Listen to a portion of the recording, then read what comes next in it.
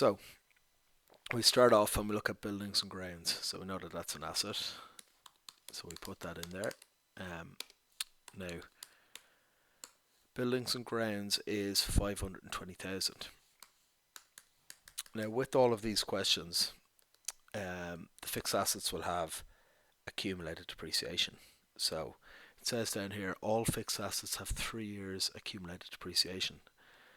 So the rate of depreciation will be given down at the bottom. Buildings, 2% of cost for the full year.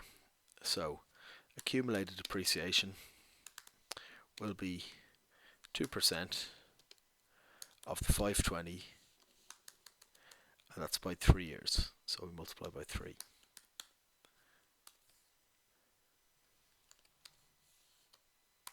So minus 31,200. And then just important then we remember to put our answer for the value of our buildings there. Now we follow the same process then. We follow the same process for the next fixed asset, which is equipment. So equipment is 75,000. Don't mind any changes that have taken place. They'll go later on. We then find our depreciation. So in this case it's 10%. So again, 10% by 3 years.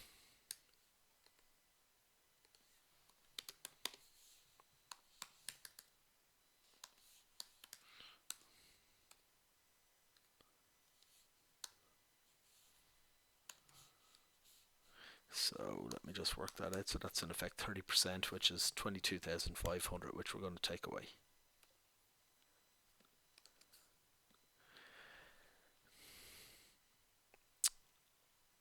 So we move on then and we look at our vehicles.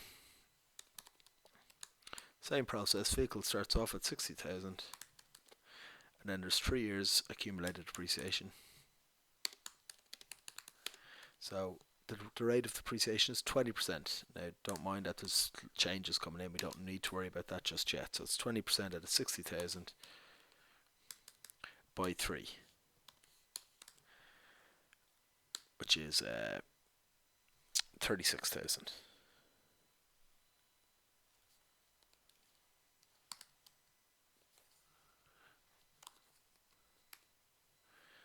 So here the value is 24,000 for that then. Okay, so that's the sort of tough part of that done. We can move on to the rest of our assets and liabilities.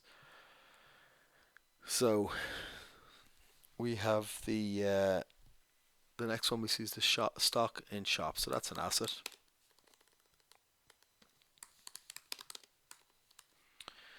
The stock in the shop is 3,600. Then we have the stock of oil, which is an asset. No changes to any of these. So stock of oil is 1,800. Then we've creditors for supplies to the gym, which is 1,500.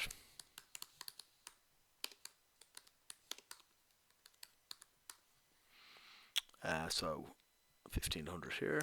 We can put these liabilities in the first column. Our investments, and they've given us the investments. They don't always give us the investments, so sometimes you may have to work that out.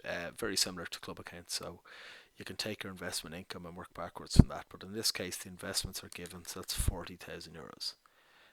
Cleaning prepaid is an asset.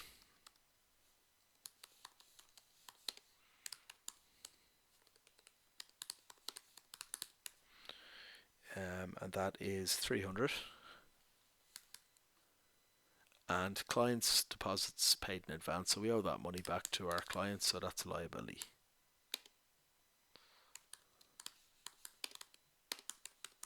So that one is 5,000 euros. Now the authorised share capital is 400,000. That's neither an asset or liability. The authorised share capital is the amount of shares we're allowed to sell. The issued share capital is, of course, a liability. We'll go and finance buy, so finance buy being your long-term liabilities. So your issued capital is 350,000. So That's the main body of it done. We have to look down to the rest of the question, and we'll find our usual assets and liabilities. So we'll always have our bank balance. So it's on the debit side here, which means it's an asset. Now let me just stick in one extra column here, or one extra line. So we've got our bank balance on the debit side of 6,500.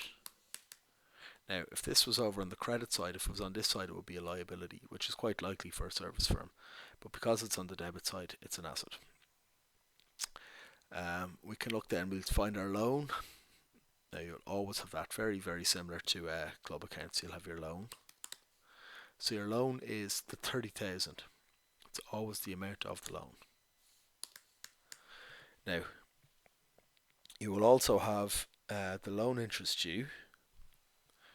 Now we'll do that as a working.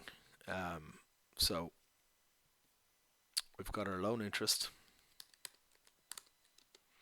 Just make this a little bit bigger.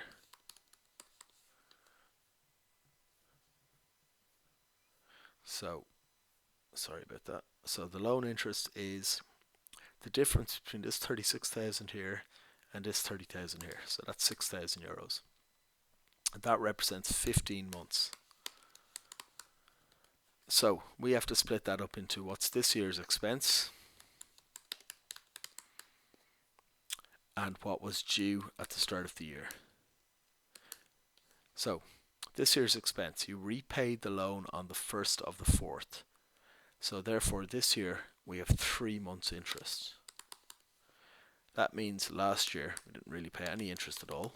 So we had 12 months interest due at the start of the year. So those 3 and 12 have to add up to the 15.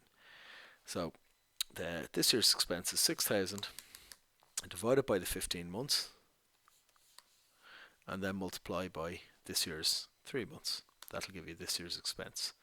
And obviously then the difference is going to be due on the 1st of the 1st. So that 4,800 will go in here. And that's your loan interest due. Now there's nothing else to look out for down here. So the only thing you could have to find out would be your investments. If you were not given your if you weren't given your investments at the top, you would have to use this information around investment income to find out what it was. But as we were given the investments, we don't have to do that. So we'll just add up the we'll just add these up. And that gives you a total of your assets of 617,500. And obviously we'll add up the liabilities. 391,300. 391,300. And we'll just take them away from each other.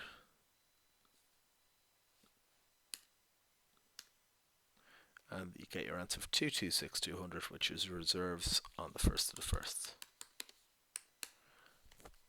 Okay, so that's the answer to the first part of our question.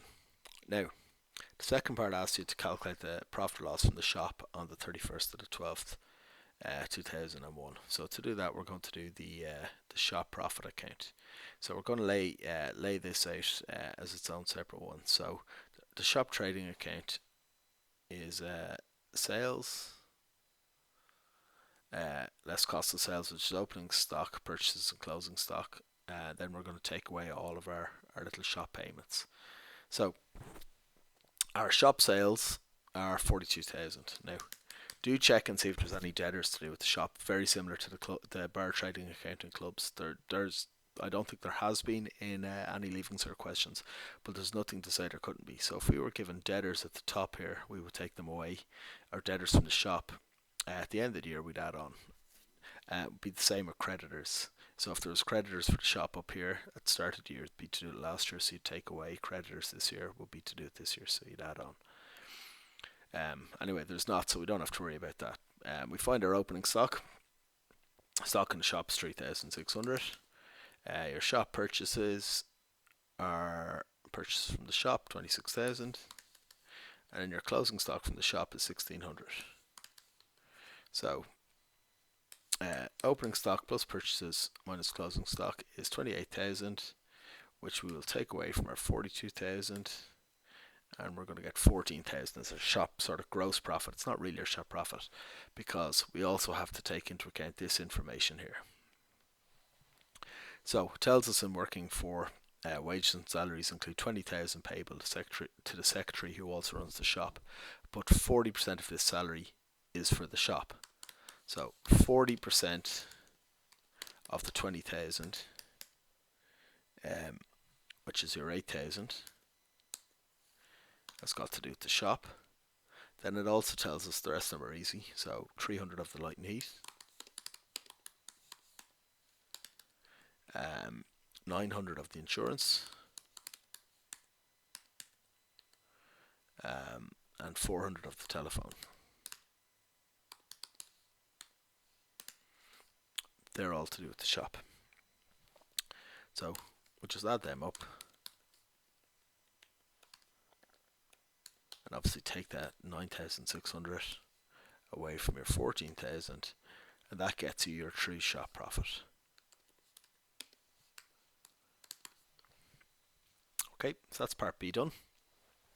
Now we do part C and part D together, which is to do your trading profit and loss account and balance sheet. So we list out our profit and loss account, which is just income and expenditure. So a few little things we should do straight away. Into our income, we should put our bar profit, which is our answer there for the 4,400. Next thing we should do, we should put in our loan interest. Now we're looking at this year's expense of 1,200, which needs to go in. And then we're also going to put in all of our expenses from the shop. So the salary, light and heat, insurance and telephone. So, and all we're going to do is put in the amount that is to do with the shop in brackets as a minus. So salary, light and heat, we put in minus 300 here. Insurance, minus 900, and telephone, minus 400. And that sets us up then to finish those points off later on when we get to them. Alright, so once we've that done, we've obviously got our trading profit and loss account laid out, just like with club accounts we go, and incomplete records. We're going to go back up to the top and work our way down through each of these, making any adjustments necessary. So first thing we see is buildings and grounds, which are 520. Now we're looking for any other mention of buildings and grounds. So we come along here and we see there's a new extension of 220. We've got our depreciation of the year here, and then of course for these ones they will revalue buildings at the end of the year. So shouldn't be any real difficulty with this. We see this in question ones the whole time. So into our balance sheet, just lay it out properly obviously.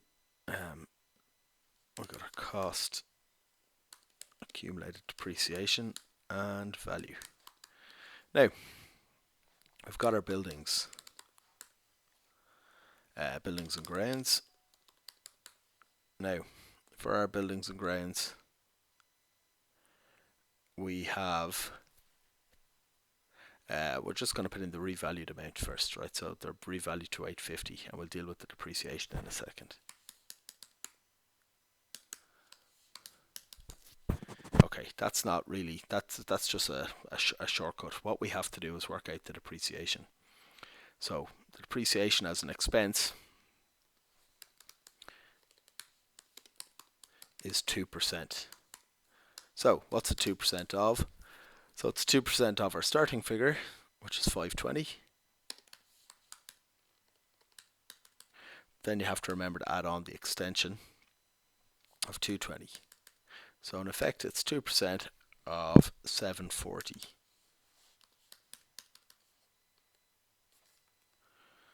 So 2% of 740 is 14,800. Now, that depreciation is an expense in your profit and loss account, so we'll put that in immediately. So back over to our profit and loss account, depreciation of buildings, 14,800. Now, ordinarily, we would be finding our accumulated depreciation, but we know we're revaluing buildings. So when there's revaluing, we don't have accumulated depreciation, we have revaluation reserve. So we've got accumulated depreciation,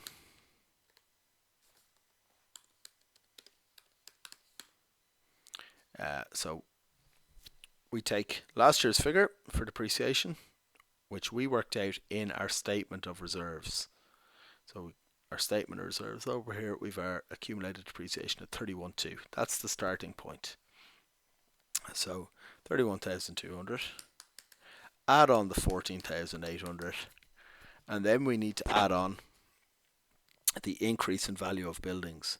So buildings have gone up to 850, they're 740 up to 850, so that's 110,000. That's an increase of 110. So just add them together.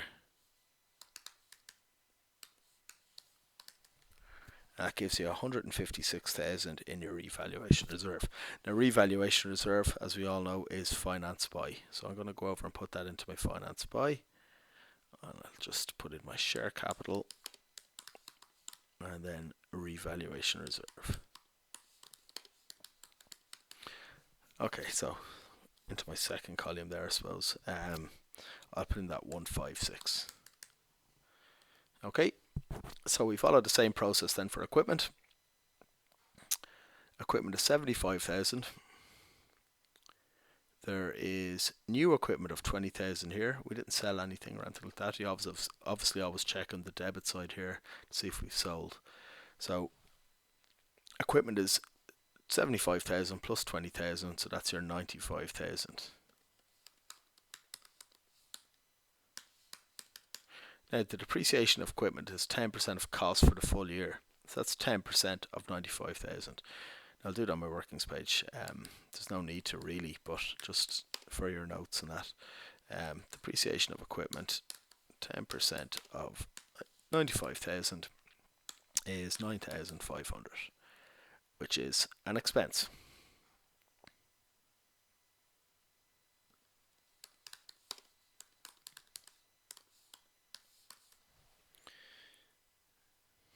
So, anytime we've got depreciation, we then have accumulated depreciation unless we revalue. Obviously, you only revalue buildings. So our accumulated depreciation will be what we started off with. Again, all the way back over to our statement of its reserves. It'll be easier for you. You'll be seeing it in front of you. So for your equipment, it was 22,500. And then add on your 9,500. Which is 32,000. So into our balance sheet, 32,000 as a minus, which we take away to get 63,000 for our equipment. Just make this a tiny bit smaller here so we can slot it all in. Alright, so vehicles of cost next is 60,000. Now this becomes a little bit tricky. It's like your it's really like your question one working. So it tells us we've got a vehicle that costs 60,000. We go along here and we see that there's a new vehicle and we paid 40,000 for it. Now we know there's going to be inflation at the bottom about it, so it tells us the vehicle held on the 1st of the 1st was purchased on the 1st of the 1st 2008. So there was only one vehicle. Alright, just be aware of that. We have to work out the depreciation. So it's sort of a two-part process. So what do we have? It's 20% of Very like a question one, right? So 20% off.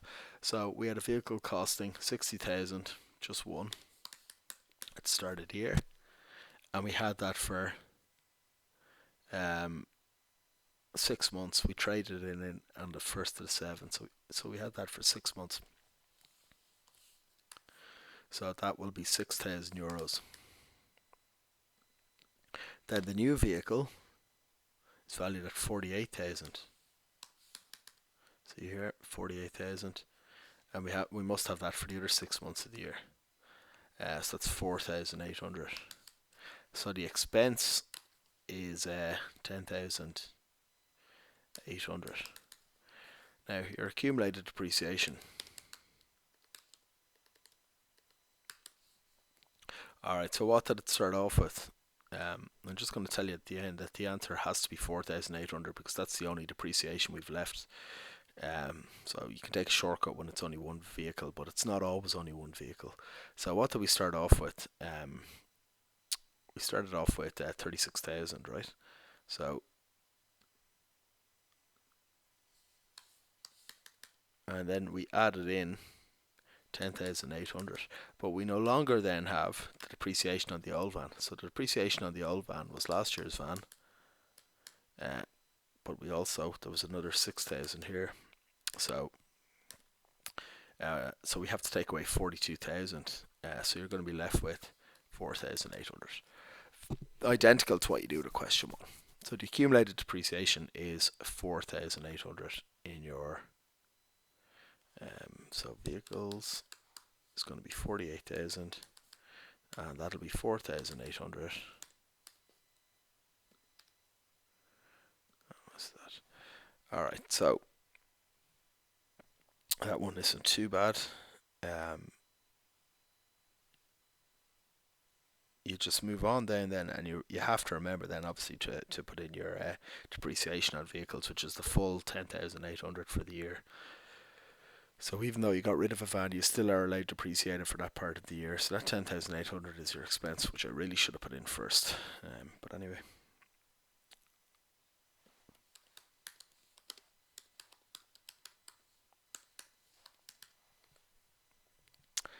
Okay, so that's that done. That's probably the hard sort of stuff done now. There can be some tricky elements there. The stock in the shop, well, that's in our shop trading account, so don't worry about that. The stock of heating oil, so that's going to be our sign to do our light and heat working. So we stock of heating oil there. We have, just check and see if there's any light and heat prepaid or due to start. There's not. We've got our light and heat here. We've our heating oil here. And we have electricity due here. So there's quite a lot to do there with the light and heat. So we'll do that as a working. So sorry. So on our workings page, we'll go light and heat. Now always obviously start off with the main figure.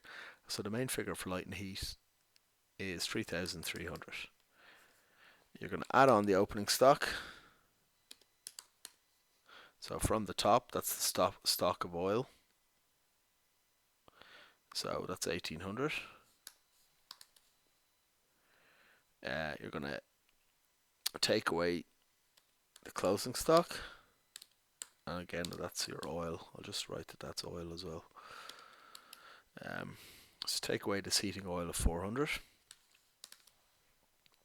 And then obviously remember to add on your electricity due of 340.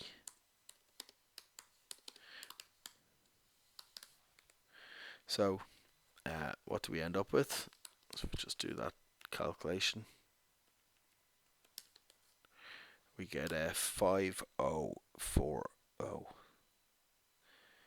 Now we can put that in. So we go to our light and heat. We 5040. We obviously remember then to take away the 300, and you get 4740 for your light and heat.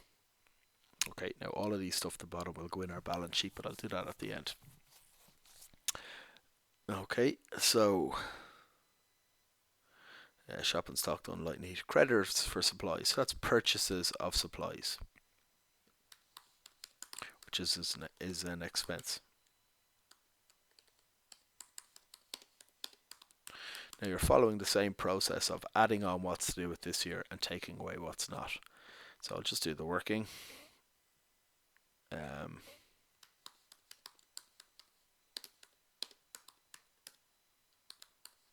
So purchases of supplies, 34.6.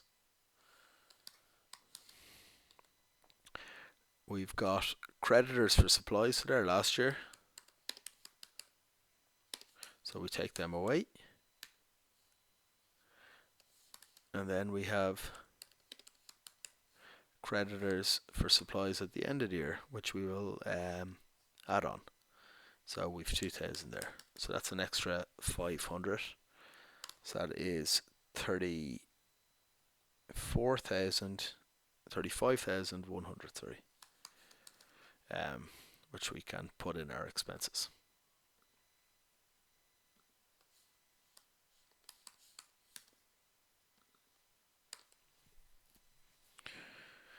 All right. Next one I see is 5% investments. Now we know they're an asset, so there's a little bit of work to do with them, but we can put these into our assets. So investments are always assets. So I'm going to skip a line there. So 5% investments. Now you pretty much always have investments in these. As I said, sometimes you have to work them out. So you've got 40,000 euros. Now what do you have then? If you 5% investments, you have income of 5% of those investments. So 5% of 40,000, which would be 2,000, will be our investment income. So we go to our income and expenditure. So investment income. So 5% of 40,000 will be 2,000.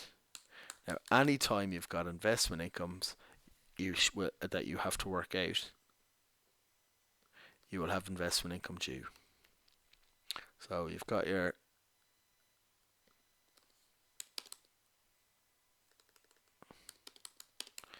investment income due, which is going to be 2,000 minus whatever we've received. So we've received 1,100. None of it was to do with last year. If there was investment income due up here, you would take it away from this 1,100. There's no mention of investment income due at the bottom. If there was, you would add it on to the 1,100 before you take whatever you get away from the 2,000. So the investment income due is 900. But do always check. So as I said, if it was 1,100, if there was investment income due at the bottom, add it on to the 1,100. If it was at the top, take it away.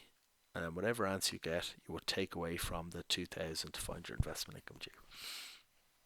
Okay, so that's our investments done. Cleaning prepaid. Next. So again, follow that same model. So we'll go for our contract cleaning,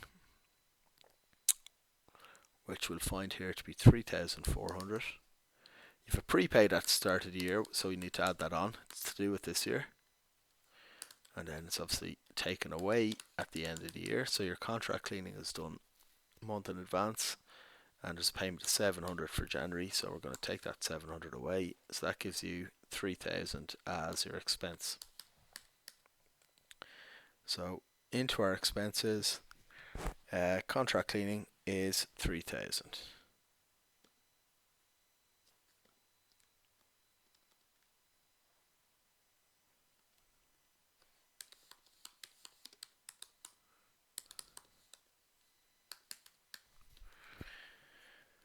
Okay, clients deposits in advance. That's our last one of these types of working. So we go clients fees. So we've got our clients fees of 320,000. Clients fees in advance are for this year at the start of the year. So they're like a prepaid. So that's 5,000, which we'll add on. And then look to the bottom, see if there's anything to do with clients fees here. So we've got clients fees for 2012. So that's next year.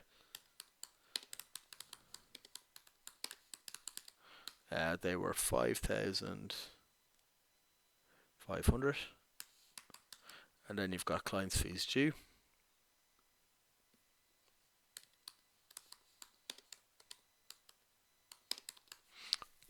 So the client's fees due are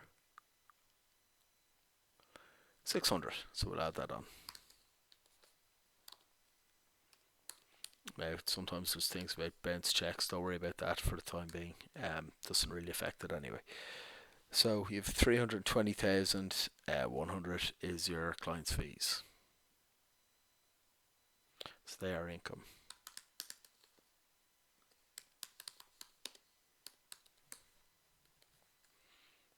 I have a feeling that's probably it. There's normally only 3 or 4 income, so I'm just going to get rid of them.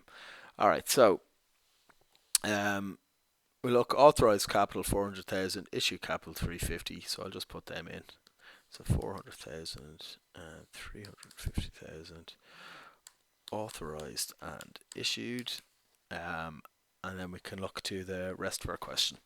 So rest of our question, we've most of the working's done. It should really just be about slotting numbers in.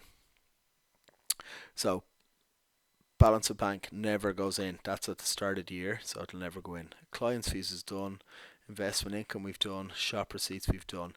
Now this bank balance at the end of the year, it's on the debit side over here at the end of the year, which means next year it'll be down here on the credit side. So that's a liability. So the bank balance is 108,600. If it was over here on the debit side below the lines, it would be an asset. Or sorry, above the lines over here, it would be an asset. Laundry then 3,000. So these are all expenses mainly. So laundry is 3,000. So I think we can put that in.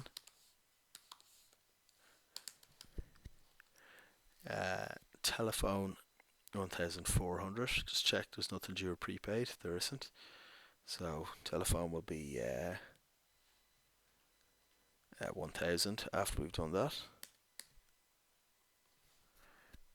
Wages and salaries 84.3. Just check for any due or prepayment or anything like that. No. So 84.3 minus the 8,000 will be 76.3. The loan and loan interest we've done, the equipment we've done, new extension, new vehicles, they were all done in the fixed asset point. Contract cleaning is done.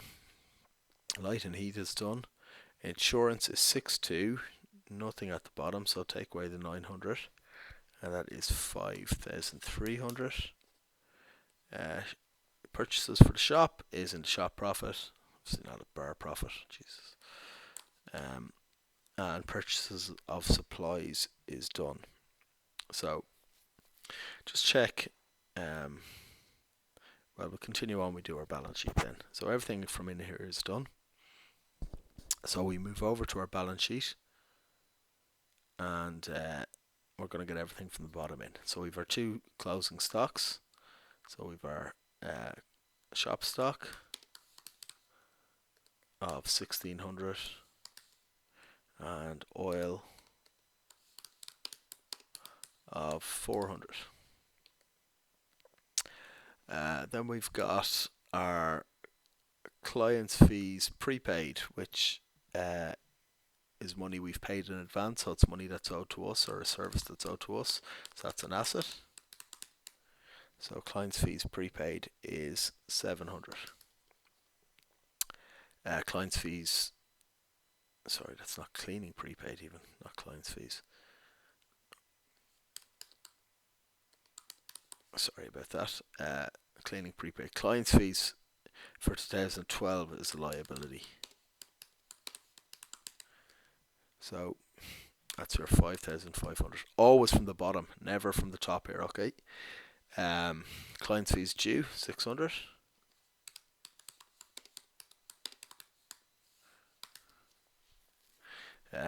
All of this stuff is done. You don't really have to worry about that. For working 4, from working 5, you've got your creditors, which is a liability, 2,000. I'm just a little bit concerned I'm going to run out of room here, so just let me put in another one. Electricity due is 340. All of the depreciations are done.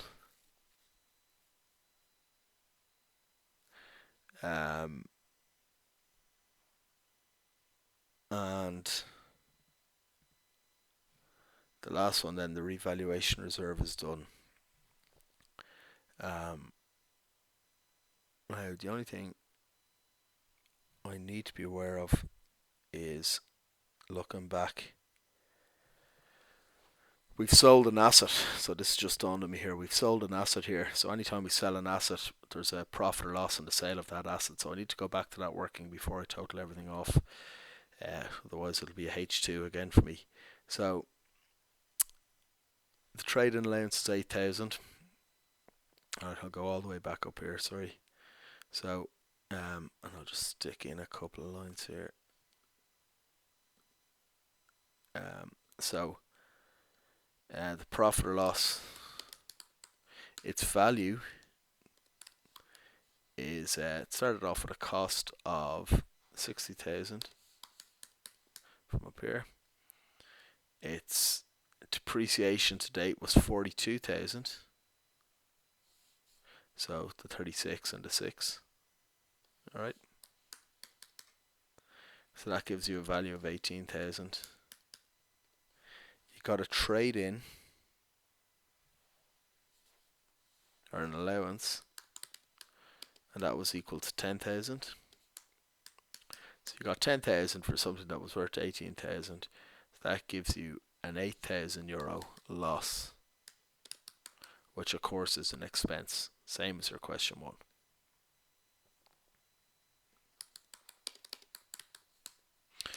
So I suppose that's the benefit of doing the question from top to bottom. If you come across something you've left out and you haven't total things, you can just slot them back in. Okay, so I think we're finished. Find out in a minute if it balances. So we'll add up our incomes. 326,500. Add up your expenditures. If I'm going to go wrong anywhere, it's probably here. 174,740. And if we take them away from each other, we get a net profit of 151,760. Now the marking schemes will always add in the reserves at this point, and it's the correct thing to do really. In most of my questions you'll see I put the reserves in the finance by, but when we do question 1s we always put in our profit and loss balance, which is the reserves, the 226,200. You always put them in the profit and loss account, so it's probably good practice to do that. So reserves on the 1st of the 1st were 226,200, so the reserves at the end of the year are two of them added together, which is 377,960. Okay, so I can put those in over here. So 377,960 will go in over here. Now I'm hoping the whole thing's going to balance now in a second. So we'll add up our assets. Now it is important to add these up. You lose a mark if you don't. So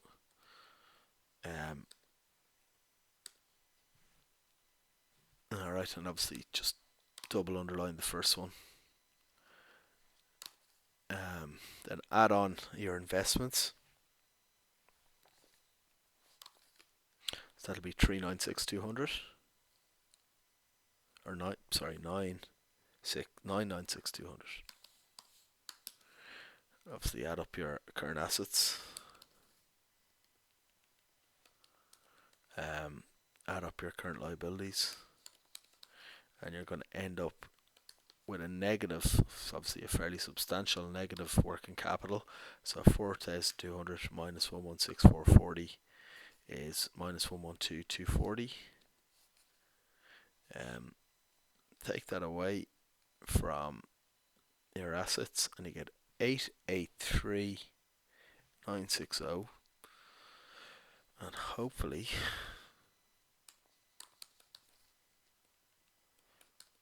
we get 883,960, and we do, and happy days, she balances. So capital employed 883,960. Okay, so that's our balance sheet. Um, the company now wishes to purchase equipment for the new extension. How would they fund the expected cost of 150? So that's asking you, do you understand that you use long-term source of finance for long-term need? They have no loans, so they can borrow money. They could buy it out of their reserves. They've loads of reserves there, or they could do a mixture. They could issue the remaining shares and pay for the rest of it out of reserves, or remaining shares and a long-term loan. So however they do it is fine. Um, anyway, that's the question completed. I hope that was of some use to you, and have a go at a few of them now over the next couple of weeks.